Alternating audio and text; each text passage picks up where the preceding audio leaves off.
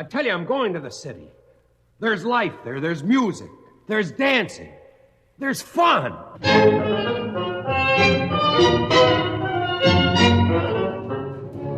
In the days of Jesus, people were not so very different from the way they are today.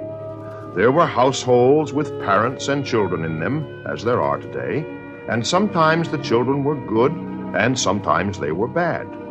Jesus knew about the troubles the people had, the good people and the bad ones. And that's why he told his followers the parable of the prodigal son. Jesus told about a certain man who had 2 sons. And in a moment, we'll find out that the 2 boys were very different, just as you might be different from your brother or sister. And they had very different attitudes toward their father. My sons, there's a great deal of work to be done today. There's work to be done every day, Father. I'm getting sick of it. Jed, that's no way to talk to our father. Never mind, Simon. Well, I do mind. He's always talking that way. Now, what's so wrong about the work we do, Jed? How do you suppose we'd all eat if you and I didn't work in the field? Oh, you're so pious, Simon, it makes me tired. Now, boys, stop this quarreling. I said there's work for us, and there is. Jed, I want you to take the north field and dig for the planting. Simon, you take the south field. All right, Father. Thank you, Simon. Jed, did you hear me? The north field. All right. I've got to get back to the house for a little while, but I'll come back and help if one of you should need help. I guess there's no need to wonder who will need help. You mean me, don't you, Simon? You think it's fun having Father help me in the field? He keeps me working every minute. Well, that's what you're here for, isn't it? I'm getting sick of this kind of life. I'm going to run away to the city. Oh, you and your nonsense. I tell you, I'm going to the city. There's life there. There's music. There's dancing. There's fun. Fun. That's all you ever think of. Come on, stop dreaming. Let's get out to the fields. You'll never get to the city. You think not? Wait and see. It's going to be sooner than you think, because I have a plan.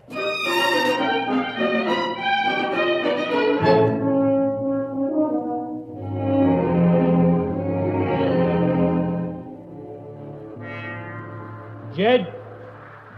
Oh, hello, Father. I don't think I can finish this section before dark. Well, you're the one who seems to need help, as usual. I'm sorry if I don't work as fast as Simon. Oh, you work just as fast as he does. You just rest more often, that's all. Why is that, Jed? What is the matter?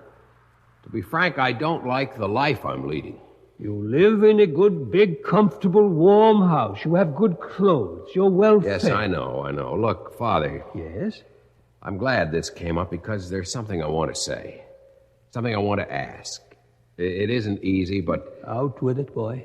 Father, you've often said that this home and this land and the money you have are all for Simon and me someday. That's true. Well, suppose I gave up the home and the land. What? I mean it. Suppose I just took my share of the money right now. Why? I don't want to live here anymore. Do you know what you're saying? I know, all right. I've thought about it often enough. And did you think of me? Did you think of what it would mean to me to have my son turn his back on me and leave? You've always said you wanted us to have whatever we really wanted. Just what is it you want? I want never to see this place again. And never to see me again? Well... Say it. Oh, now look here, Father. No, let's not talk about it anymore. If this is what you want, you may have it. You don't care that you've broken my heart. All right. Come on. Come back to the house with me. I'll give you your money, and you can go.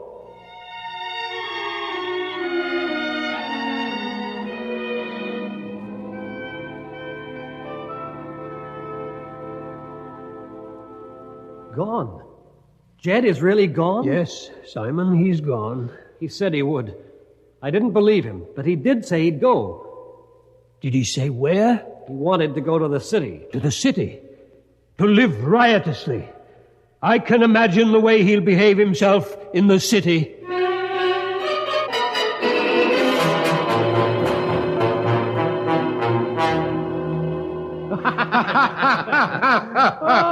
a milk car? That's one of the funniest stories you've ever told. Well, you keep buying wine for me, and I'll tell you even funnier ones, won't I, friend? Ah, yes, he will, Jed. Food and wine like this loosens his tongue. All right, then. Waiter! Oh, waiter, more wine!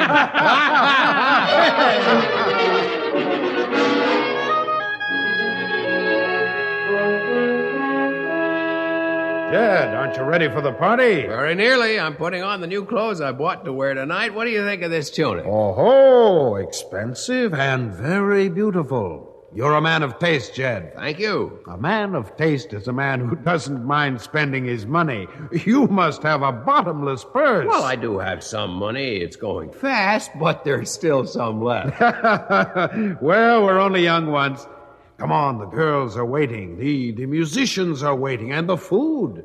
Yes, we'd better eat the food while there's still food to eat.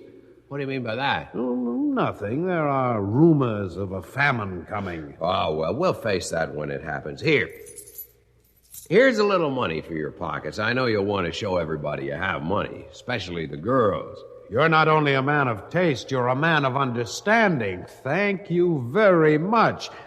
If I ever get my hands on any money, I'll start paying you back, but... Now, where would you get money?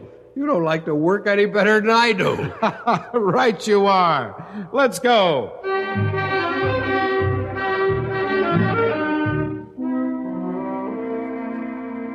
What's the matter, Father? What? Oh, it's you, Simon. I didn't hear you come in. What did you say? I asked you what was the matter, Father.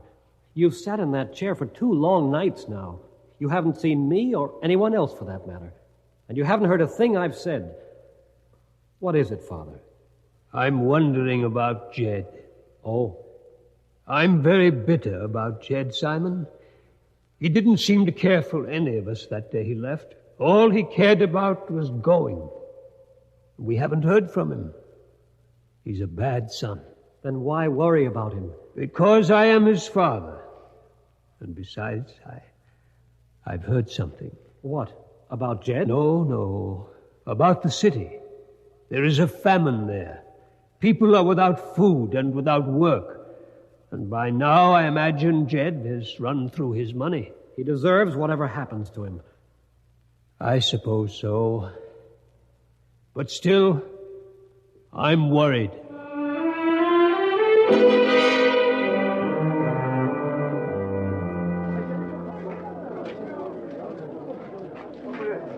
A milk car! A milk car! Jed, I've been looking all over for you. You don't live in the inn anymore. No, I gave up those rooms. I've been looking for you, too, a milk car. Oh, isn't this famine terrible? Oh, it's terrible. Look at all these people, all of them, leaving the city, hoping to find something to do on a farm somewhere so they can eat regularly. It's terrible. Well, it's all right now that I've found you. There are people in the city who have stores of food, you know. Yes, I've heard. They're willing to sell for a very high price. But we don't care about the price, do we, Jed? I'd give anything for food. Ah, that's the way to talk. I've been to see some of the others, those we used to have such fun with at parties. And do you know what? No, what? They wouldn't see me. Oh, what do you mean? Oh, they wanted to see me at first. They were happy, every one of them. But as soon as I explained that I'd spent all my money, that I had no place to sleep, that I was hungry and desperate and miserable. You spent all your money? Yes. And then I remembered you. What good friends we've been. What wonderful times we used to have together. And all the money I gave you and spent on you. Tell me, where are the people with all the food? If you've lost all your money, there's no point in telling you. I'm sorry, Jed. I've got another engagement. What? I have to see somebody. What? Sorry. You're just like all the others. Oh, what am I going to do now? What am I going to do?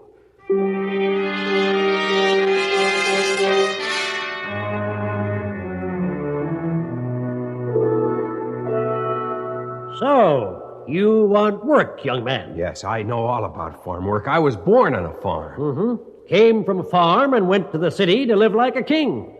Well, I'll show you what work I have for people who live like kings. You know what a pig is? Yes, sir. You feed the pigs.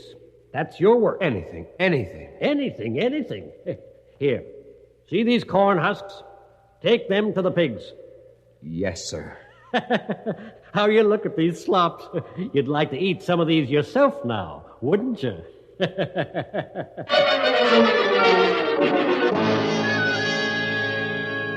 right. I could eat the corn husks, which I now feed to the pigs. The servants in my father's house can eat all they want, but here I am, starving to death. How could I sink so low? I know what I'll do. I'll go back home, and I'll ask my father's forgiveness for being so wicked and wasteful. Going home to your father. I suppose he wasn't good enough for you when you left, and his farm wasn't good enough for you either. Well, do you think he wants you back?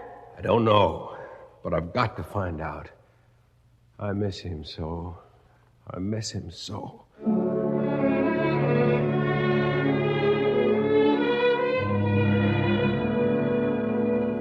Oh, it's good to be home. There's Father working in the fields. He sees me. Jed, you've come back.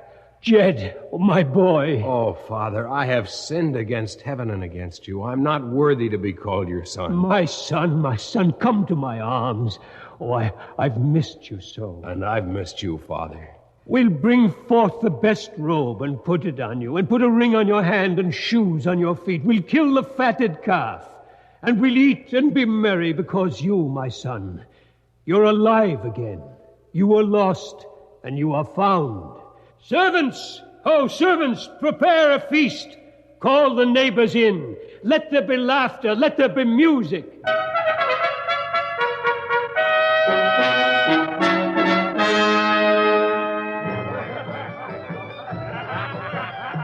What's going on in the house, Father? I came out looking for you, Simon. Do you hear the rejoicing? Your brother is home. What? I've killed the fatted calf, and everyone is celebrating. Am I supposed to celebrate? Why, what's the matter, Simon? All these years I've done what you asked, Father. I've been a good son. You've said so yourself. You never killed the fatted calf for me. Only for my brother, who spent all the money you gave him on riotous living in the city. Simon, my son, listen to me. You're with me all the time. Everything I have is yours. But your brother has been away. Your brother has not been a good son, but a bad son. And I'm rejoicing because he's back. Back home in every sense. He's right, Simon. Jed. Simon, my brother, the celebration is not for me. The celebration is for the fact that I realize that I've been wrong. It's because I know now that all these years you have been right.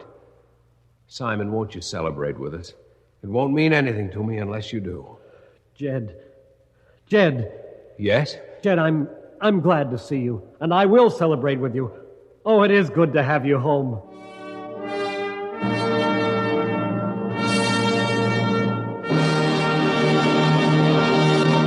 And so, in a parable that Jesus told his followers nearly 2,000 years ago, we learn that a father will forgive the sins and errors of his own son, and will rejoice when a lost soul is saved. Like the father in the story, Jesus said, God rejoices over every sinner who is sorry and wants to change his ways.